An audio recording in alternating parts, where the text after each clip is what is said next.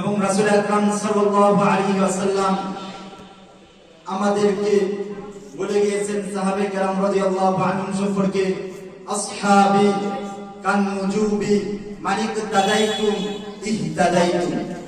আমার একজন সাহাবী আকাশের নক্ষত্রের ন্যায়। যে কোন ব্যক্তি যে কোন একজন সাহাবীকে অনুসরণ করবে সেই হেদায়েত প্রাপ্ত হয়ে যাবে। তবে দুঃখের বিষয় হলো বর্তমান আমাদের বাংলাদেশে এমন কিছু পচা রাজনীতি নেমেছে, যেই রাজনীতির কারণে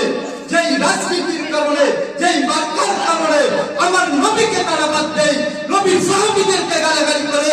নবীর সাহাবী যেই সাহাবীদের সম্পর্কে নবীজি বলেছেন আসহাবি কান নুজুবি মানিক্তাদাইতুম ইহতাদাইতুম, এবং আল্লাহ পাক রব্বুল আলামিন পবিত্র কালামুল্লাহ মাজিদে উম্মতকে সতর্ক হিসেবে বলে দিয়েছেন রাদিয়াল্লাহু আনহুম ওয়া রাদু আন, আমি আল্লাহ খুশি হয়েছি এবং তারাও আমার আল্লাহর প্রতি খুশি হয়েছে।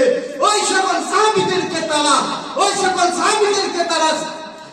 সত্যের নাক কাটি মারে না, ওই সকল সাহাবীদেরকে তারা হকের সত্যের সিরাতুল মুস্তাকিমের হক মারে না।